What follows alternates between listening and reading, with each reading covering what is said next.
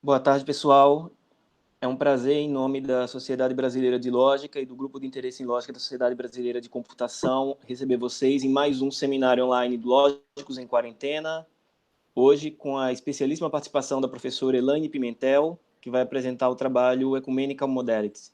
Depois da apresentação, a gente tem um espaço para interação, perguntas e afins. Lembrando que essa apresentação está sendo gravada e depois vai ficar disponível no YouTube da Sociedade Brasileira de Lógica. Elaine, muito obrigado por aceitar o nosso convite. Obrigada a você, Bruninho, e obrigada a todos que pararam um pouquinho de escutar a notícia, né, sobre tudo que está acontecendo no nosso país, para me escutar um pouquinho falar sobre lógica e modalidade. Eu vou, então, passar para inglês. So, let me turn to English, so we can have a broader audience in the future, maybe, who knows. So, thanks to Bruno and the Brazilian Society of Logic for the invitation. It was really kind.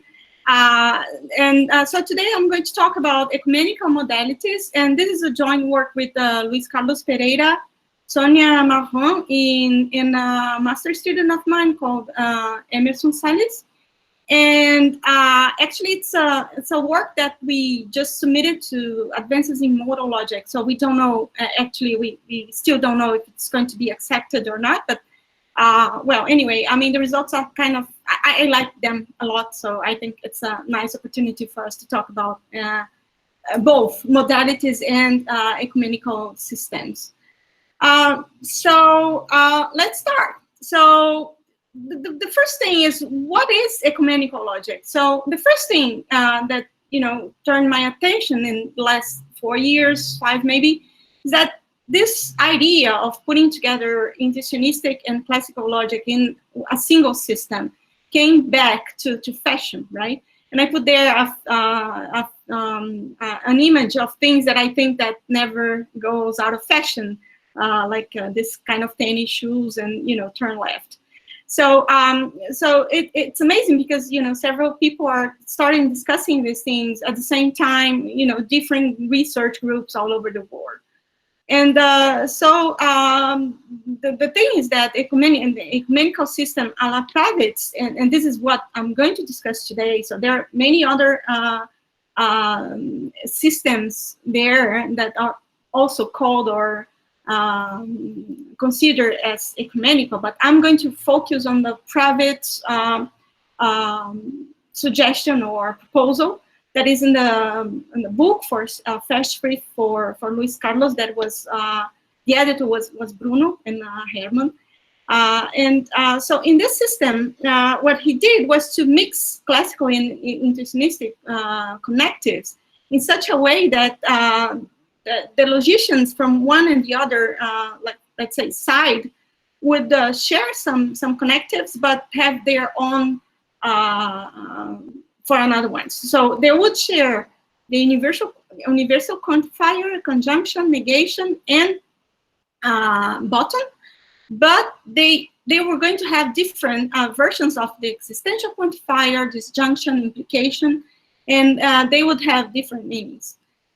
In this work, what we're going to do, what we're going to show you is the work that we've done for extending this ecumenical notion also for the alethic modalities, so normal modalities.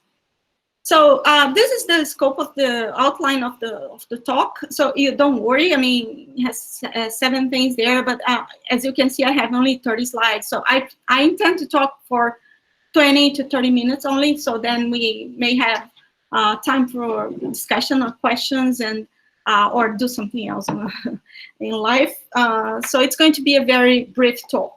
So the first thing is that, it's the understanding really what means to be classical and what means to be intuitionistic. So I'm a proof theorist. So what I do is to look at this question with a proof theoretical view. So what I do is in life is basically to take, well, in my case, sequence systems. In the case of Luis, he prefers natural deduction. It doesn't matter much, but we all have a system, like an inference system, that we analyze what's happening or the behavior analyzing the rules of the system. So here I put a very simple system, only with 3 rules. One for, it's called the atomic initial. So here you have that basically, for the ones that never saw this kind of things in life, this only means that if I want to prove the same thing that I already have in the hypothesis, I can finish my proof. I have nothing to do, right? And this is the rule for the negation, right? So I always read my rules bottom up. Sorry for that. I mean, this is the way that people from sequent calculus systems they do. So here, if I have not A in the right, what I do, I move bottom up. I put the A as a hypothesis. So I move not A in the conclusion to A on the hypothesis, meaning that if I have A for proving something, I can just pass the A to the other side with the negation, negating the hypothesis. This is the rule for or for disjunction, right? And what it says is only that you can substitute the disjunction for the comma on the right side. So if you have only these 3 rules here, then you can prove A or not A. How do you do that? Bottom up or from the root to the leaves. What you do is you first substitute the disjunction with a comma, and then you have a negation here. You pass this as hypothesis to the other side, and then you take out the negation. And now you have A on both sides, and then you use init and you finish your proof.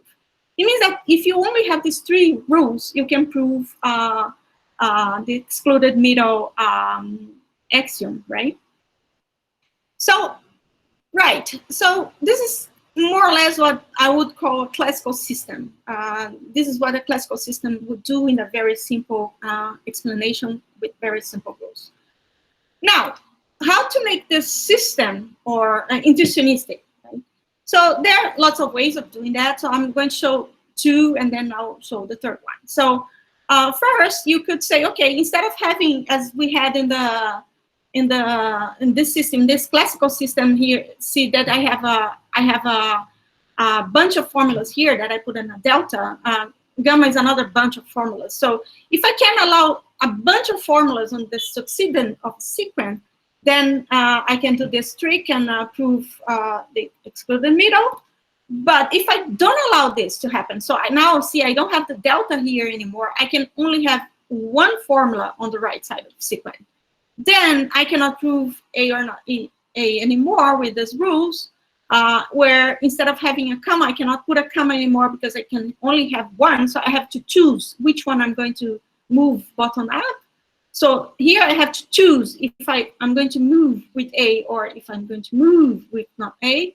And either way, and if I put A here, I cannot do anything. If I put not A here, I can still have a breath, and I can use the negation right and pass the A there, but then I'm doomed. I don't know how to move on this proof. And there's no other way for doing that because I don't have any other rules to apply. So in this way, I can prove that I cannot prove A or not A, right? So this is a way that people do normally for passing from classical to intuitionistic. I mean, control the disjunction. Instead of having a comma here, I have to choose. So this is one thing you have to entertain. Another thing is that, okay, so I don't like this way. I prefer to have the deltas here. Still, I may have more things here. As I like this idea of putting a comma when I have disjunction. So no problem. You can do that. Okay, you can continue doing that. But when you talk about negation, actually, when you talk about implication, you need to be careful if you want to be intuitionistic. So what you do in the negation right rule is that you may have lots of formulas here, a bunch of them, but when you move up, you erase them. You forget about everything. So I pass the A to the upside as before. I forget everything, right? So now I still cannot prove A or not A. So you see, the first I control disjunction here. I'm not controlling disjunction. I'm controlling implication. Well, so what's about ecumenical logic? In the ecumenical logic, as I said, we're going to have 2 disjunction. One that is intuitionistic, and the other one is classical. And they are going to behave in a very different way. So you may have still a bunch of logic of formulas here, and you may substitute the or the disjunction, the implication disjunction with a comma, no problem, but you still control the implication. And how about the classical disjunction? The classical disjunction, what it does is it's going to put the A and B as hypothesis. Of course, you're changing sides, you have to put a negation on front of them. So in this way, when you have this, now you have this system here, so now you have the same init, you have the rules for implication left and negation left and negation right, and you have rules for disjunction, intuitionistic disjunction, and classical disjunction. Then you cannot prove A or not A if your or is intuitionistic, but you can prove A or not A if your or is classical.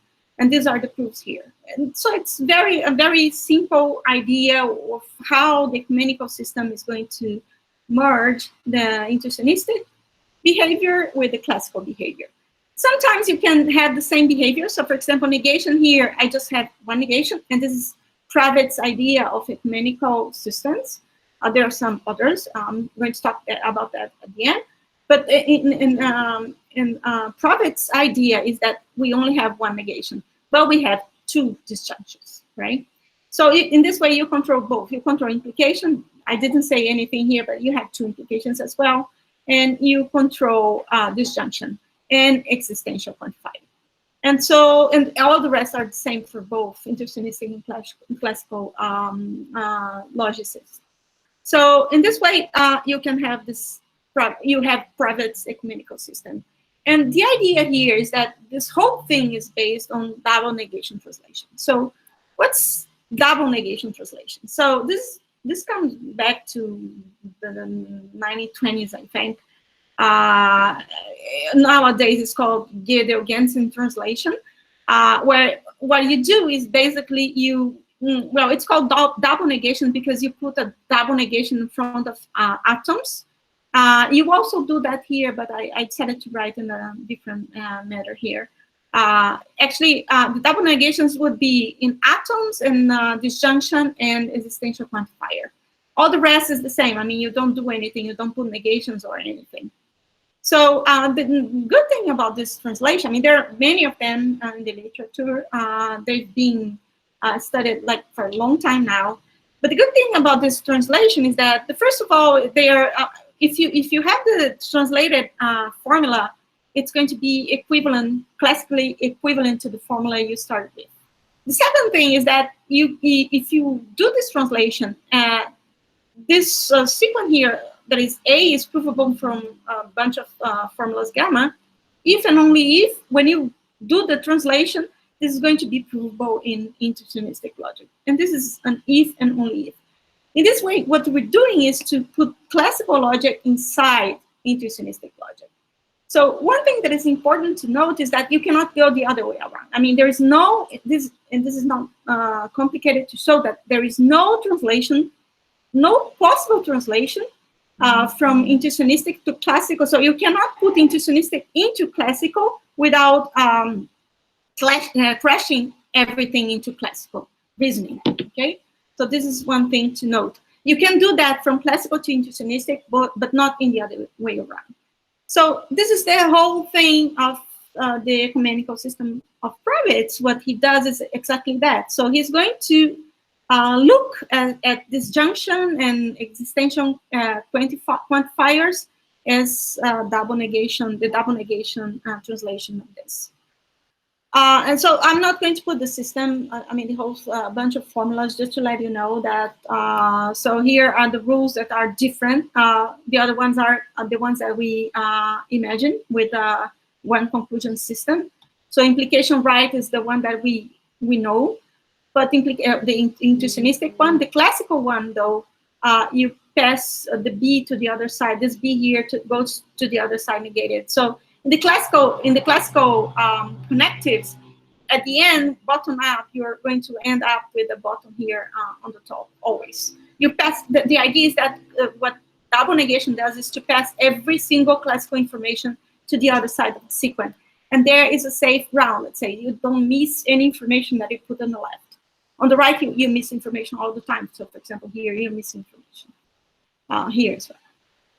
Okay, so right. So this is some rules of the system. As I told you, I'm not going to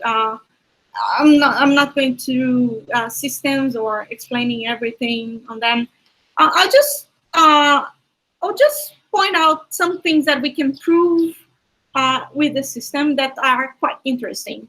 So the first one is that I told at the beginning that we have only one negation. So why we don't have more negations, right? So this is a very good question, and Valeria has a point that we should actually have two negations and two bottoms maybe, and etc. But Prawitz had this idea that no, okay, we should have only one. Why? Well, one explanation, and this is not, I agree that this is not, good enough. We should come with another one better than this one, or move to two negations and two bottoms. Is that if you put A implies bottom classically and intuitionistically, they are equivalent in intuitionistic logic. So this is one reason. As I said, it's not good enough, right? So, but well, it's a reason. The other thing that it's nice to observe in the systems is that every classical connective I can define using negation and neutral, we call neutral connective. So the classic disjunction can be defined via negation and conjunction, implication as well, classical implication, and the existential quantifier can be defined using universal quantifier and negation. Right. So so this is a nice thing to observe. It's going to be important later, but I'll come back to this again later. Here there is a bunch of things that are also interesting, but as I said, I'm not going to stick into details of these things. I'll just highlight two. So this one means that if I have A and I have A implies B intuitionistically, then I can prove B. This would be like an intuitionistic version of modal spawnings. But if I exchange the intuitionistic error here, implication here, for a classical one here, then this is not provable in general anymore. This is something that's nice. I mean, people discuss this. Luis likes to say that this implies that modal spawnings is not classically valid in ecumenical systems. I don't quite agree, because here you have an intuitionistic implication. So it's not really the same as modal spawnings, but this is the intuitionistic modal spawnings as it should be. Another thing that I wanted to remark is that I can go from for all to existent using the existential quantifiers using negation, but not the other way around, right? So they are not interdefinable. So I can go from one direction to the other, but not the other way around, as it is normal in intuitionistic logic. I mean, this is the way it goes. So just a remark.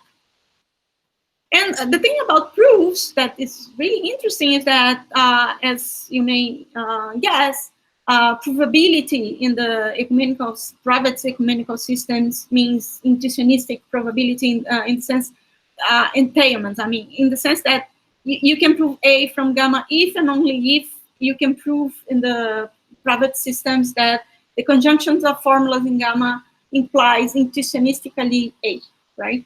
So the entailment is intuitionistic, but, and this is not like a surprise at all, because, actually we're dealing with intuitionistic logic where we put inside the classical reasoning.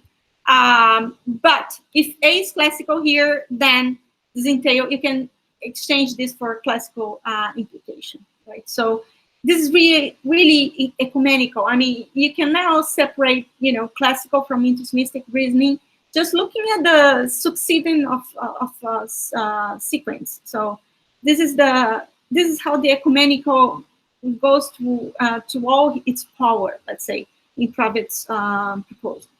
And this is quite nice. At least I like it.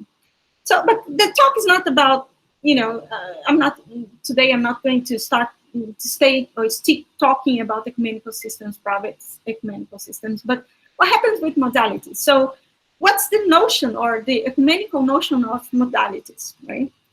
So, this is the soul of this work, and we thought a little bit, or well, a lot about this. I mean, how should we add modalities? Should we add a classical modality for everything and an intuitionistic modality for everything, or the intuitionistic logician and the classical logician would share some modalities and have their own to some others? How does it work, right? So how would be the best or the right approach for that? I don't think that right is a good question. I mean, there's no right way of doing things when you propose a new thing, but we have some clues that what should be more acceptable, let's say. So the thing that we think that nowadays is most acceptable in modal intuitionistic logics is the Alan Simpson's view of it, right? So what he does in his thesis is that he has what he calls a metalogical characterization. And this is nothing else than, okay, so I'm going to let's say, embed the box and the diamond, the modal modalities, the connectives, sorry, into first order logics, right? So I'm going to interpret them using first order logics. I'm going to look at them with a view of first order logic. So the interpretation for the box would be that. So for all y, yes, so for all y, if x is related to y, then a is valid in y in the word y. So this would be the interpretation of box A in the word X, okay?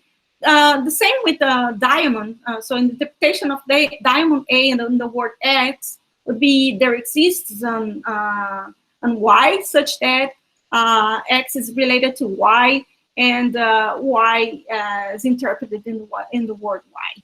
So you see, if you take the Simpson's interpretation of the connectives, you have here a for all, and a for all is shared among classical and intuitionistic logicians. You have here a predicate, and you have an implication here. Although in the diamond, you have an existential here, and existential is not shared. And in here, you have a conjunction, and conjunction is shared, right? So, so this is the thing. So on deciding how many or which are going to be the modalities we're going to have, we decided to look at this interpretation here under the ecumenical view. So this interpretation here has a motivational justification. It's not like take it from nowhere. And the justification, of course, comes from the models that is here. So this is nothing else than here you see the for all, and here you see that, you know, if W and V are related, then you have this. So this is really what is saying here is exactly what's saying here, and what's saying here is exactly what's saying here. There exists and blah blah blah. So and these are here that at the beginning would be binary first order predicate. Here's nothing else than the accessibility relation that we have in the predicate frame, right?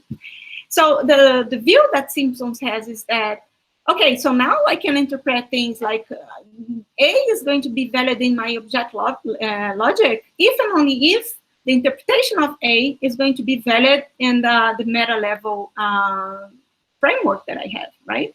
You choose the meta level framework. You change the meta level framework. You change the object level logic. So, for example, if you have the meta level being classical logic, then what you're going to have here is actually the classical modal logic K. If instead here you put intuitionistic logic, what you're going to have here is the intuitionistic modal logic IK. And our idea and our proposal is that, okay, so let's have here in the meta level the ecumenical logic that we already have, well established, etc., etc. And here what we're going to have is the ecumenical modal logic that we call EK. So this is the thing, so this is the idea. So as we're doing this, we go in this direction, then here we're going to have two existentials. So existential, the classical and intuitionistic. This means that we're going to have two diamonds, so two possible connectives. And here we have only one for all. So it means that we're going to have only one box. So box is going to be neutral, so it's going to be shared, while classical and intuitionistic logicians would not share the diamond. I mean, each one of them would have their own, okay? Right, so with this in mind, we continue to be able to prove the classical connective using the neutral one and negation. So it's easy to see that we can prove that classical diamond A is equivalent to not box, not A, disintuitionistically. And the thing is that if A is classical, or what we call externally classical, it suffices to have just the main connective of A is classical. Then I can prove the other way around. I mean, I can define box using diamond, classical diamond, and negation. Okay, so in this direction is always valid, and the other direction is not always valid. But if this formula here is classical on the outside, then it's valid. Okay, so this is really saying that in the classical fragment, box and diamond are duals, and this is really ecumenical because you're going in the same direction of Prawitz, in the sense that intuitionistic in the intuitionistic setting they are not duals, but if you move to the classical one, then they are duals. So it depends on the form of the formula that you're dealing with to have one or the other. But you may have both behaviors, and so this is really ecumenical modalities, let's say. Okay, so I'm not going through the details of the paper.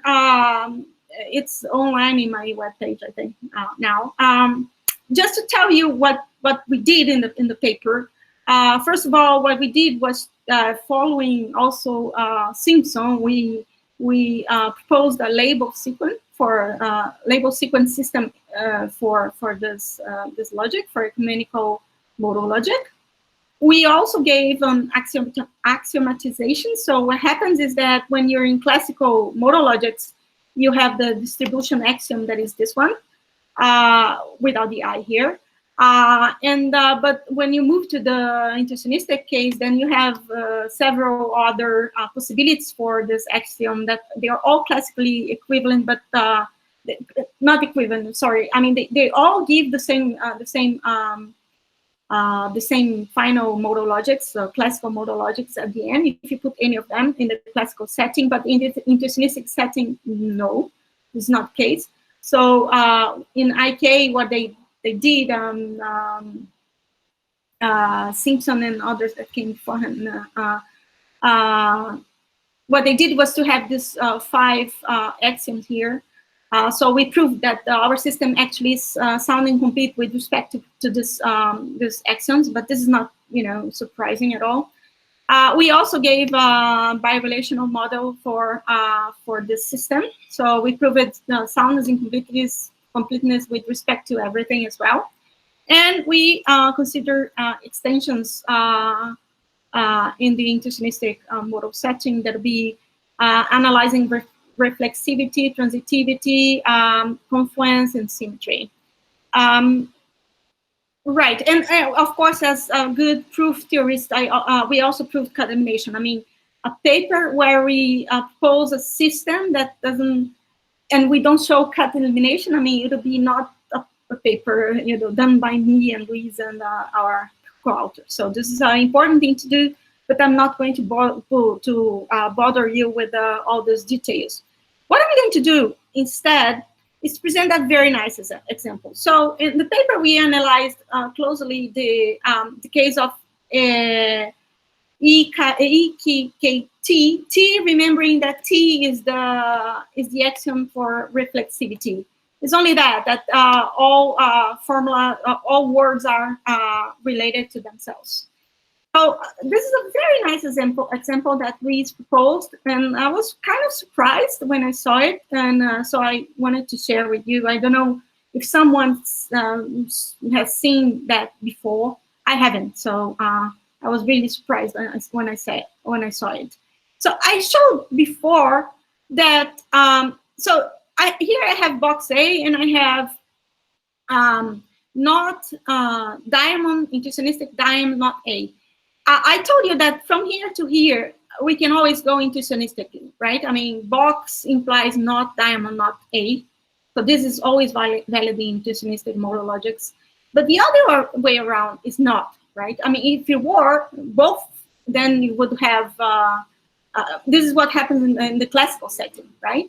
So, okay, so let's make it, concrete. So what if we add this axiom in a system, ecumenical system, ecumenical modal system, where we have T, that, we have the reflexivity axiom, right?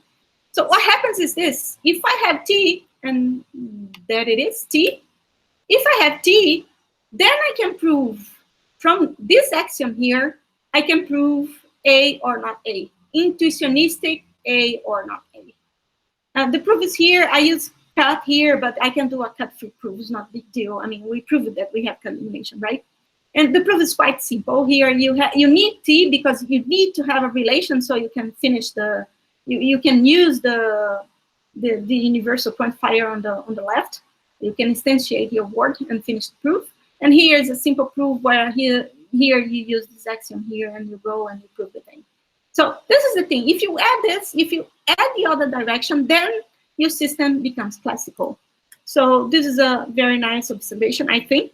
If anyone saw this in any other setting, please let me know. I'll be glad to know. So this is the thing. So if you can define box and diamond, intuitionistic diamond, then you collapse to classical modal logic and the presence of T. Of course, this is important. Nice. So this is what I really wanted to tell you. So as I told you, it was going to be a brief kind of talk. I'm going to finish these questions with some discussion that was mostly done by Luis Carlos as well. But it's a very nice discussion and analysis of what are really ecumenical systems, what they are good for, why we should care about them. And these are questions that when we present about ecumenical systems, that we listen all the time, we hear all the time. Why should I bother? I mean, we're doing nothing. You're just putting classical logic inside intuitionistic logic. I mean, people done that like in 1920s. I mean, why bother, right? So this is I'm going to give a very quick and brief, let's say. Luis Carlos can do a better job on that, but maybe he's going to give his own talk in one day, just explaining in a very nice way as he's explaining to me some of these points. And so let me try to at least give you a hint of the kind of conversation that we had that was really nice. So let's start with the philosophical motivation. So the motivation that Prawitz has is that what's called logical inferialism is that you really want to understand the behavior of the logical connectives via or through its their rules, right? In a system, in a proof system. So this is something that I said in the beginning, that we proof theorists, we were worry about these things. We pay attention to this all the time. So how to get a semantical interpretation or what the meaning of a connective, just looking at the rules themselves, not as objects without life, but actually giving life to the connective. So this is a good question. This is something that people has been working and paying attention to it. And Prawitz in this in his paper in this fast read for Luis said that in the intuitionistic setting there are good answers for that. But in the classical setting, the answers are not quite good or satisfiable. So, for example, for the classical disjunction, so what's the meaning of exchanging the disjunction for a comma, right? I mean, what's the meaning of that? So he didn't find any good meaning on Gentzen's system. And his ecumenical system, what he does is actually, he says, okay, so this is, and the classical disjunction is nothing else than to keep the information for later, if I need them later. And the way of keeping this information for later is to pass the information to the left side of the sequent, right? So this is how he does. So he puts the negation and he puts the information to the other side. He passes information to the other side. But there is a more recent paper when Murthy said that, okay, so I'm not really quite happy with that because systems having negations, they're not pure. So I prefer not to have them. So he has the whole paper is talking about how to avoid negations in a very nice and philosophical way. It's quite nice to see it. But he does that for the propositional setting only. So this is one thing that it motivates people to talk about these things. So to try to understand the meaning of connectives via the rules themselves. I mean, the rules cannot be a bunch of equations put in a piece of paper, but they should mean something. Well, so let's move to the mathematical or computational view. So this is where I'm more interested, to be honest with you. So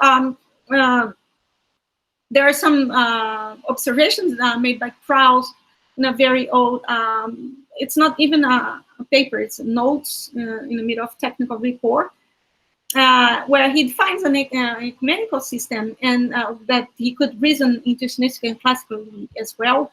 And he would separate very well-known proofs in mathematics using classical, just analyzing which parts of the proofs would be classical and which part would be intuitionistic. And this is quite interesting. And then Dolweck, and the same fast read for Luis Carlos, he did more or less the same. So what he did was to he proposed his own ecumenical system. His system is, let's say, more verbose than the Prawitz one. He has connectives for classical and intuitionistic logic, separate ones for everything but for the bottom. And he is worried about the same thing. So he is looking to the axiomatizations of mathematics and looking to what happens if we make them intuitionistic or classical and this kind of things. So and he's doing that for the set theory for set theory axioms. And this is quite interesting, I mean, to see the way that he's going on with this research. But finally, there is the logical motivation that more or less mixes the two of them. Actually, we want to do both of the things at the same time, right? We want to see how we reason in what is needed to reason about things, both in the proof itself, but in the sequence system or the deduction system that we have. And this way, ecumenical systems may help us to have a better understanding of the relationship that we have between classical and intuitionistic logic, just analyzing proofs and systems and this kind of stuff. So this is the motivations that people have for ecumenical systems, and these are the motivations that we are having, me, Luis, and Sonia, and Emerson and Valeria for studying and discussing these things.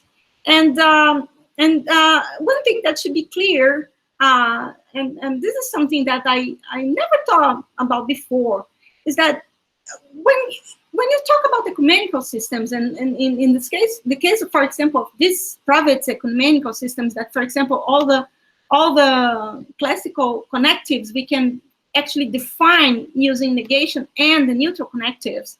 So why is that different from, you know, why don't we define put the definitions as like this and move on with that, right? I mean, why we say that we have intuitionistic or classical disjunction while we only have one of them plus negation and conjunction or neutral connectives? And the answer is that, well, actually, when you see an equivalence like this between the classical disjunction and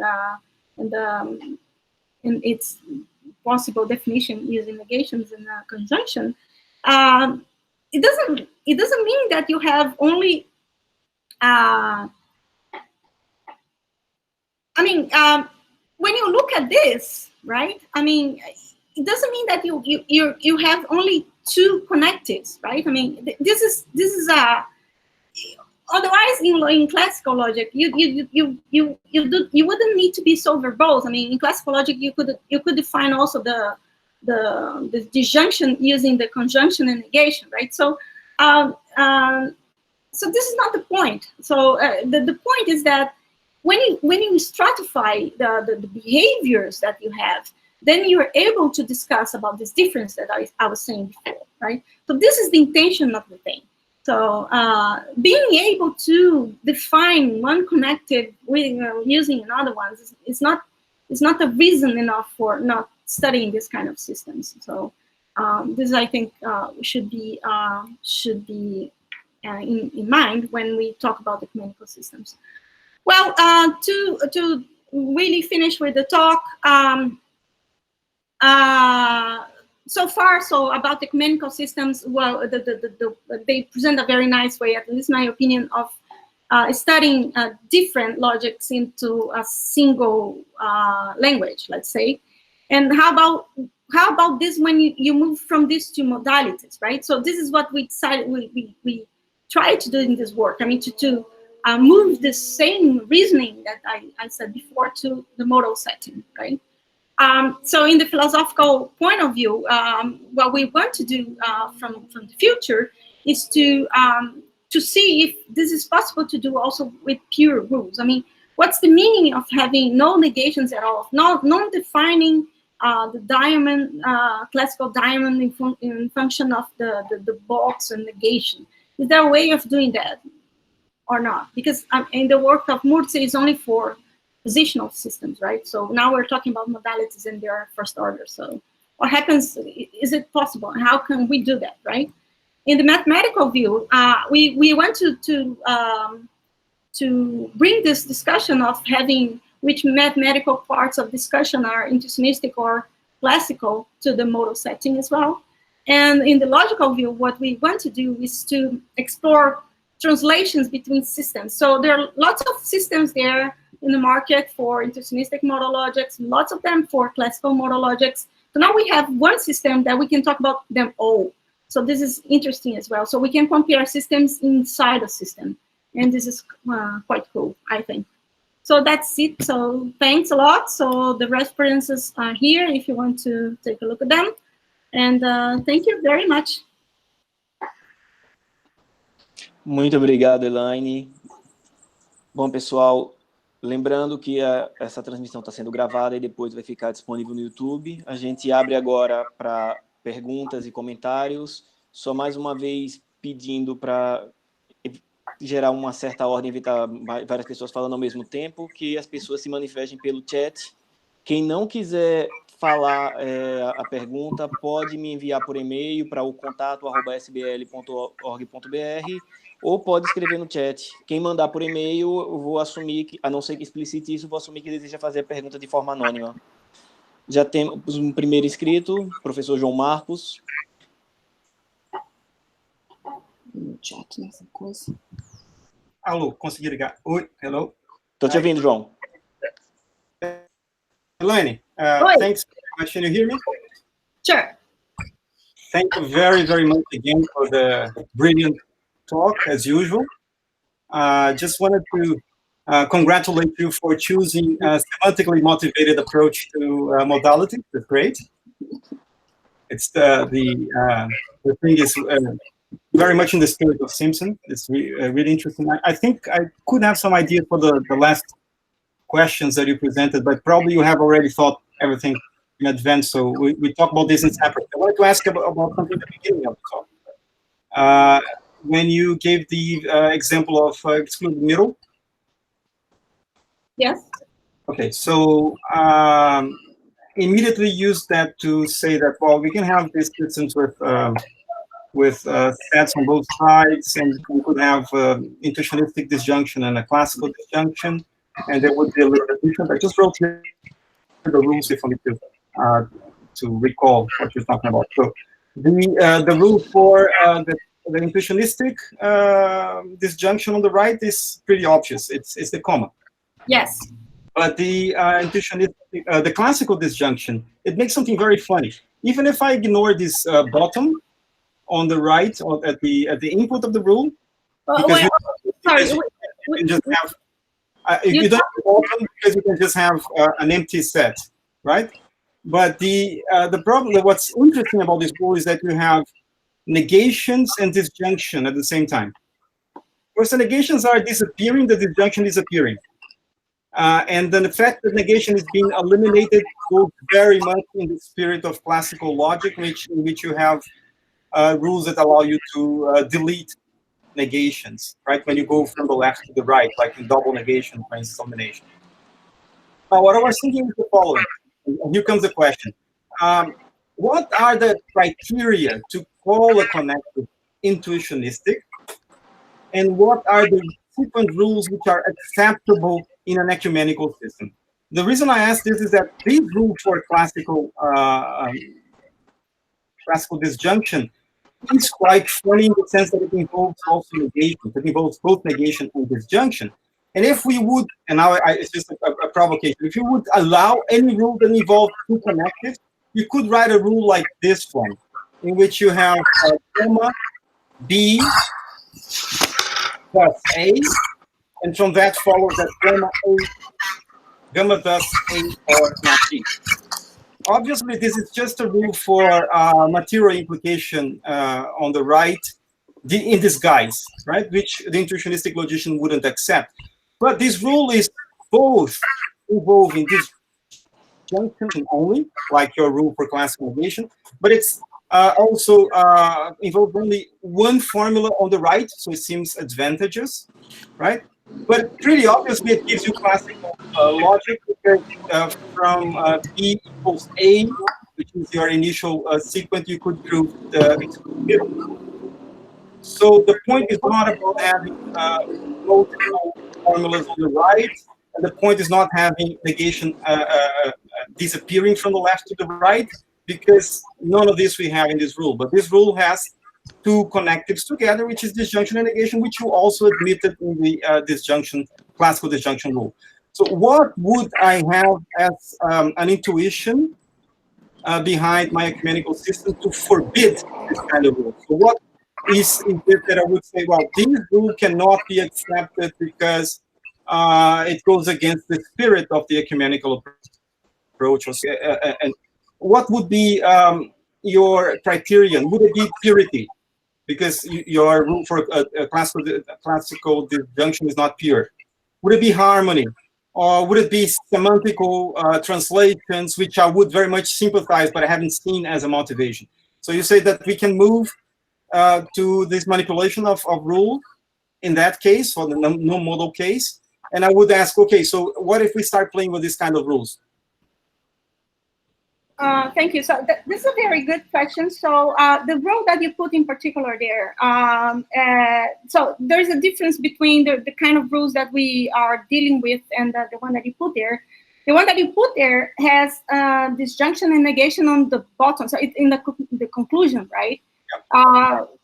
And this is not the kind of things, we don't mix connectives on the conclusion of rules, actually. So you have disjunction and negation And then this would be a rule for disjunction and negation at the same time, not one connective, right? So this would not be, I would say that this is not a rule for one connective, not disjunction.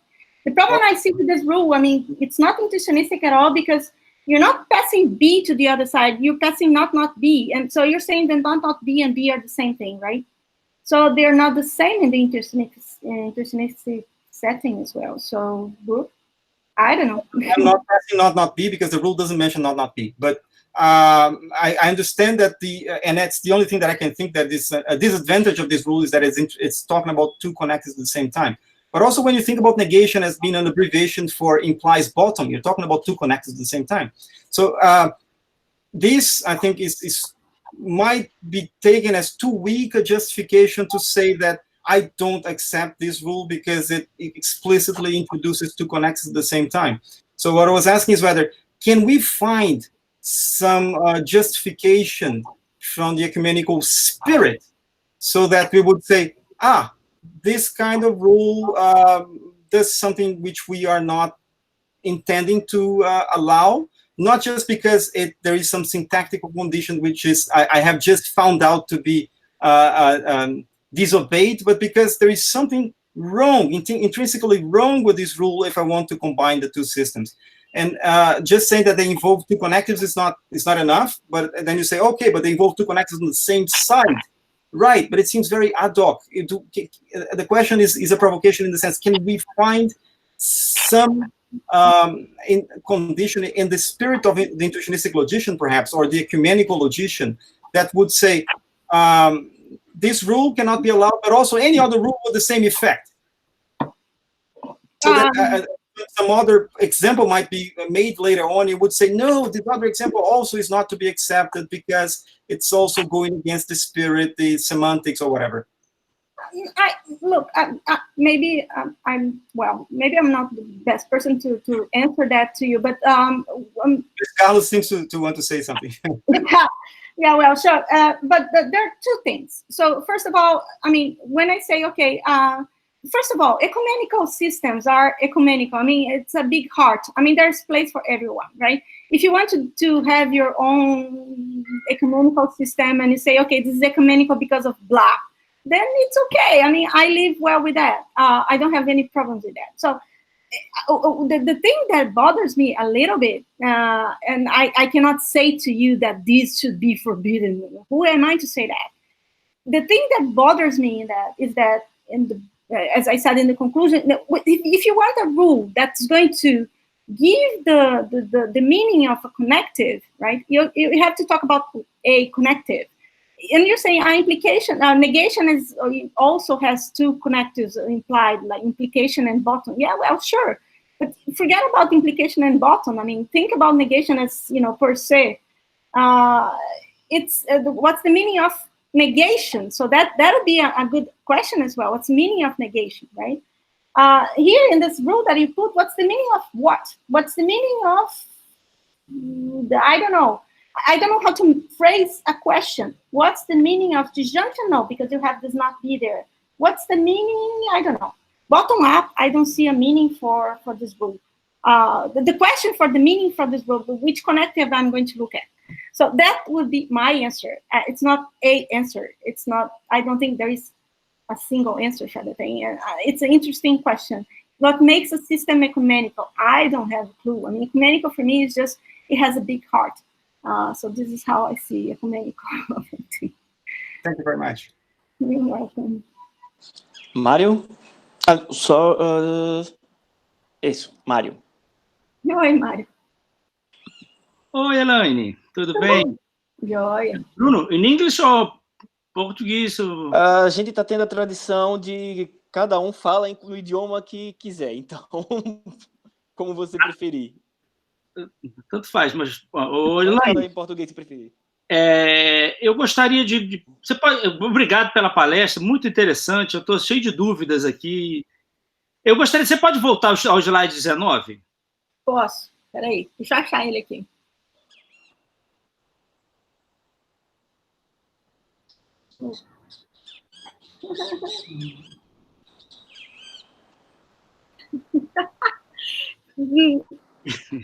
Só um instantinho, porque deu um pau aqui, sei lá o que aconteceu. Está super lento o computador. 19.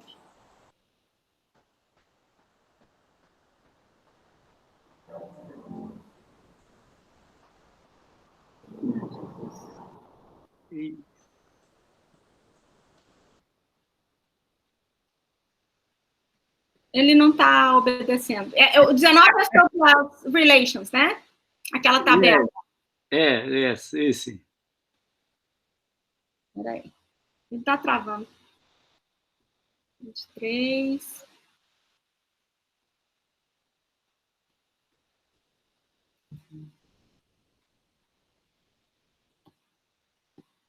Ele trava.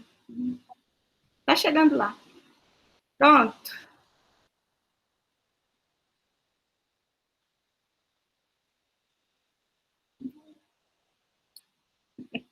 Pronto, aí está ele.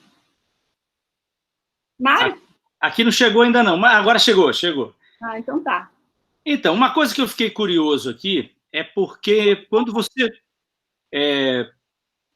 colocou essa tabelinha aqui com as propriedades em lógica de primeira ordem, você só usou universal. Mas alguma delas, como transitividade, euclidiano, eles têm um existencial ali. E eu fiquei meio curioso por que você evitou o uso do existencial. Eu tenho uma intuição.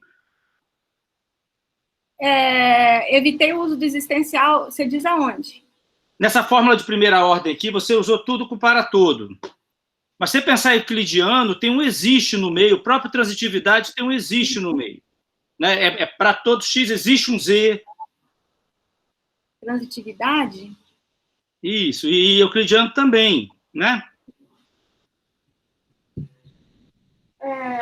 Não, transitividade é para todo, né? Eu não estou lembrando de ter de existencial. Mas a minha curiosidade maior é o seguinte, porque quando você está falando da fórmula de primeira ordem, você está falando de uma relação R, mas eu fico um pouco confuso, porque quando você está falando de lógica intuicionística, eu penso semanticamente, eu teria uma outra relação que é um maior ou igual, aí, menor ou igual, uma relação de ordem, uma pré-ordem nessa tradução.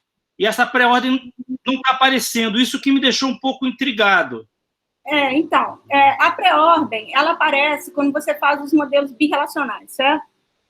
Então, ela aparece lá no modelo birrelacional. Agora, quando você vai fazer as condições de reflexividade, transitividade, etc., elas não aparecem na lógica de primeira ordem.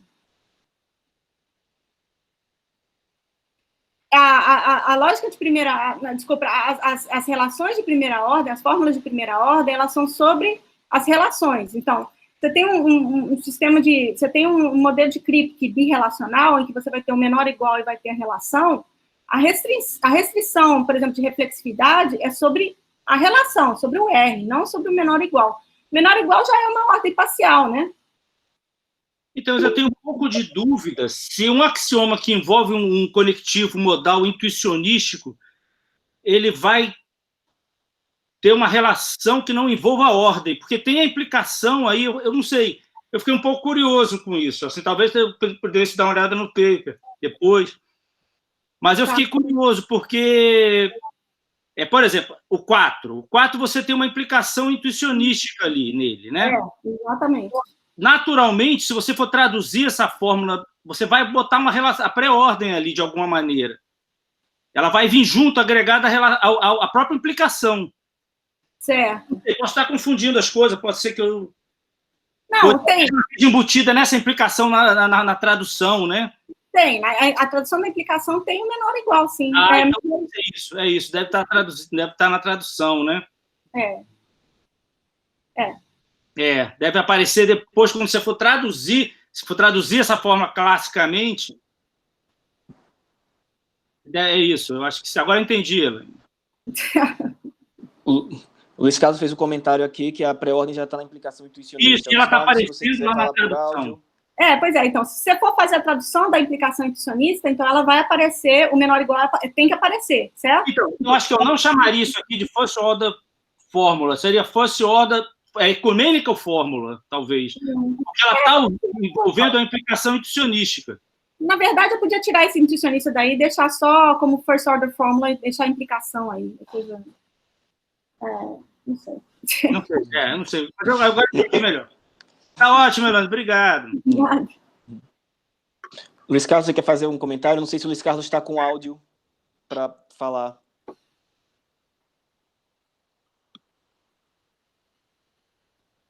Bom, se o Luiz Carlos conseguir falar depois, então a gente encaixa ele depois. Seguindo a ordem, então, Valéria. Oi, Elaine. Oi, Valéria. Tá, muito ótimo, muito linda a apresentação, gostei muito.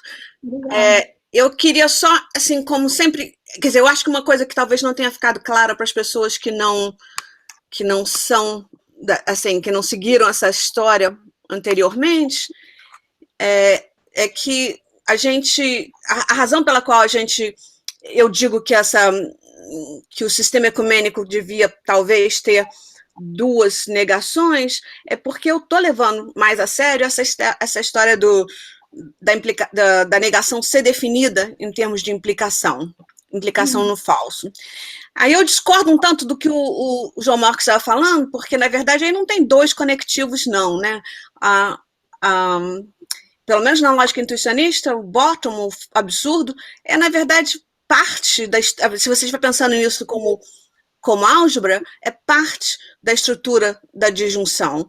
Então, lógica intuicionista tem 3 conectivos: implicação, disjunção e conjunção, e suas unidades, mais nada. Mas, assim, a razão pela qual eu acho que a gente precisa de duas negações é porque a gente tem 2 implicações.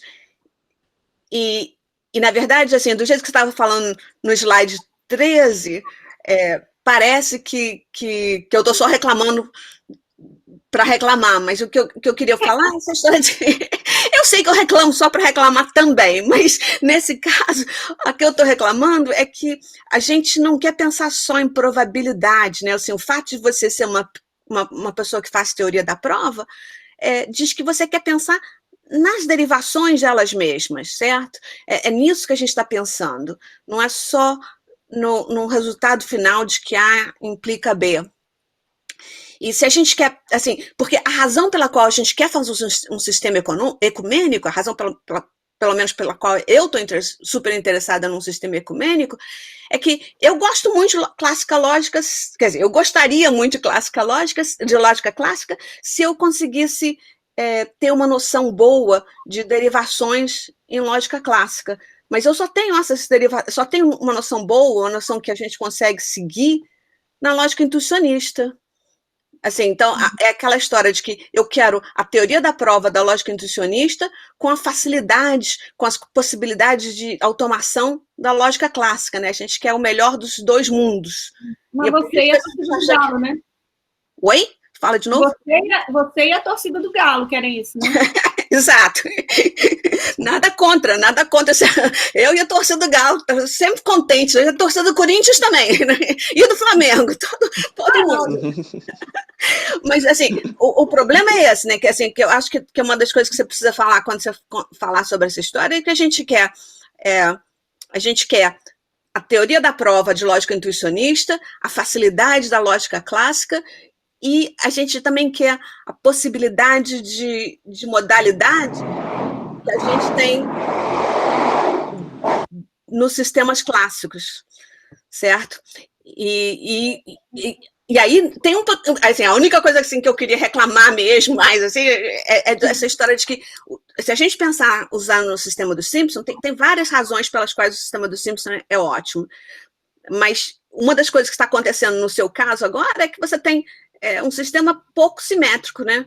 Você tem um box e 2 diamantes.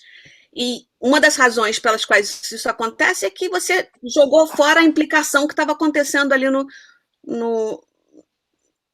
box, né? O box tem uma implicação que está sendo apagada, que é aquela história de que existe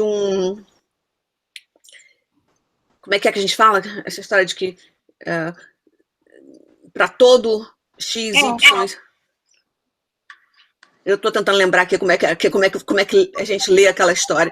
Mas assim, para todo y, R de y implica a interpretação de A. Pois é. Então, tem uma implicação intuicionista ali que está sendo... assim, o que eu queria dizer é que no box a gente tem um conectivo que é neutro, que é o que é ecumênico, que é o for all, e um que que take sides, que é a implicação. Enquanto que no existencial, o cara de fora, que é o existencial, é take sides, e o cara de dentro, que é a conjunção, parece ser neutra. Então, a gente tem uma situação bem simétrica lá, mas quando a gente toma essa história do Simpson como a nossa motivação fundamental, aí a gente acaba num sistema que dá mais prioridade ao existencial. O que até pode ser que seja a coisa que a gente quer fazer no final das contas. Mas assim, não me parece tão óbvio, né? Acho que às vezes as motivações mais algébricas levam para um lado, enquanto que as mais filosóficas levam para outro.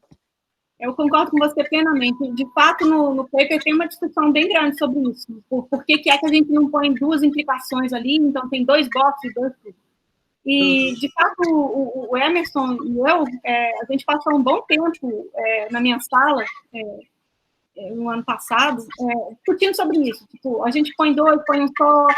E aí, o que mais ou menos o argumento que convenceu é que, na verdade, essas relations são second systems, eu sei.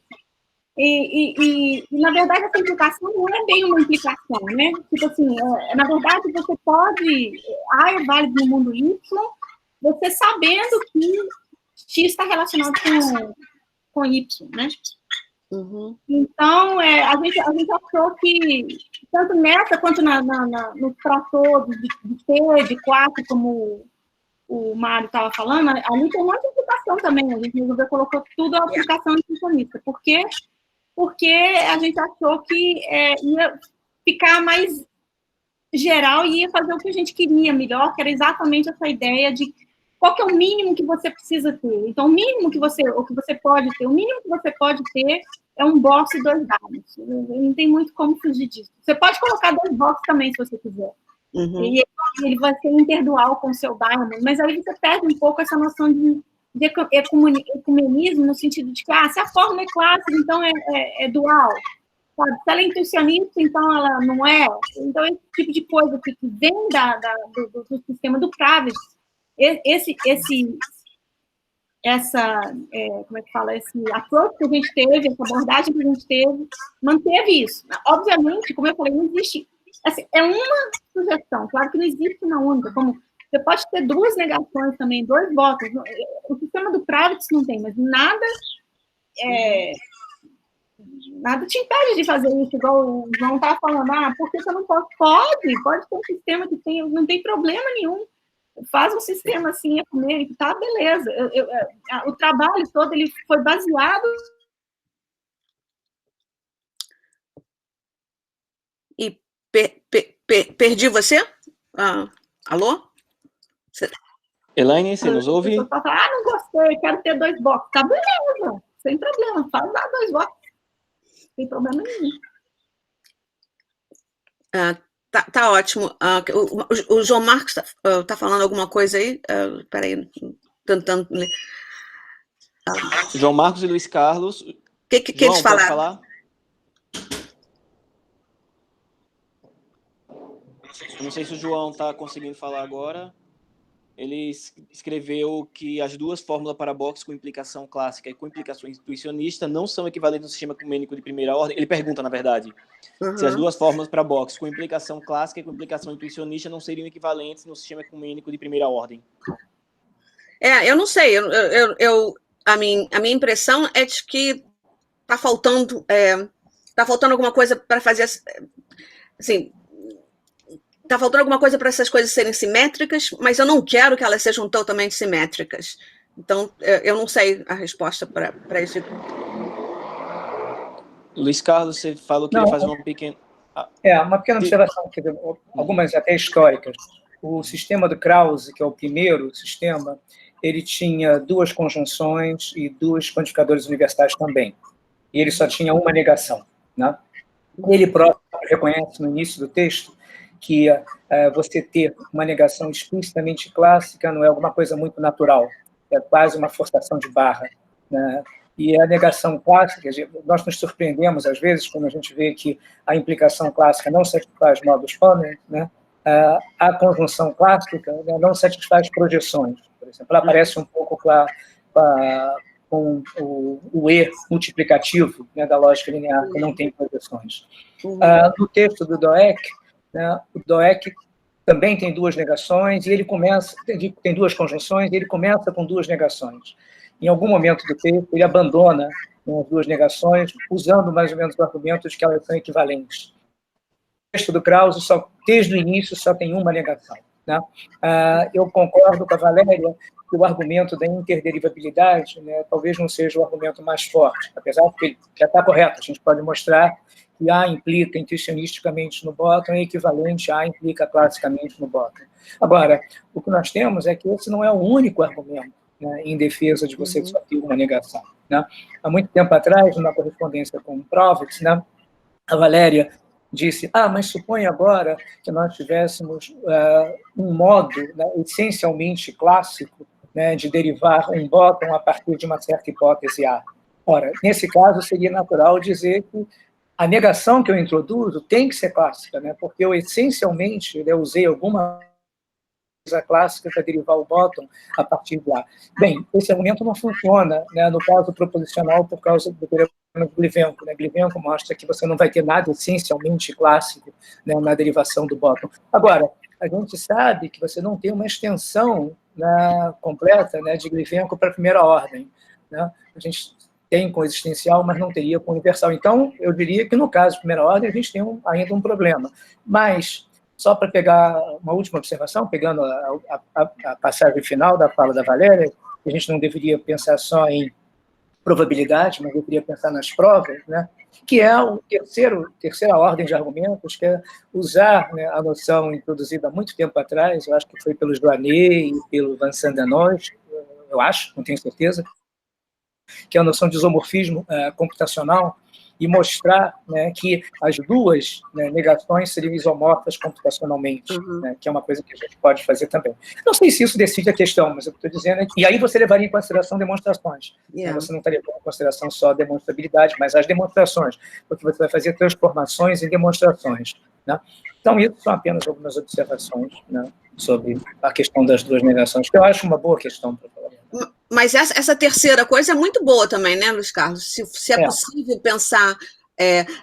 não decide, porque noções de isomorfismos computacionais também ainda estão muito vagas, né? Tem muita discussão do que exatamente constitui um isomorfismo computacional. Mas aí eu concordo, já é uma coisa que está falando de derivações mesmo, não de probabilidades, né? Não de probabilidade, exatamente. Bem bom. Bem, pessoal aí. Mais alguma pergunta ou comentário? Elaine, alguma observação final? Não, eu agradeço, achei bacana, adoro essas discussões. O João Marcos fez uma observação aí, Elaine, reclamou. Já foi... Reclamando. Pode falar para você, né? Acho que é. Então, ele não reclamou comigo, não. Não, tu tem razão. Mas não reclamei não, porque a Elaine acredita no bottom. Tanto que ela escreveu de lá até quando não precisava escrever. Bom, pessoal, então, muito obrigado pela participação de todos. Elaine, muito obrigado pela excelente apresentação. Eu aproveito o ensejo para convidar a todos para, na próxima semana, participarem da palestra do professor Raniel Barbosa, da UFMG, Extending Numerative Function Synthesis via SMT Driven Classification. Vai ser no dia 30 de abril, às 16 horas. Muito obrigado a todos pela participação. Daqui a pouco essa palestra vai estar disponível no YouTube. E, se puderem, fiquem em casa. Obrigadinha, Bruno. Tudo de bom. Beijo. Beijo para você também, Elaine. Tchau. Beijo.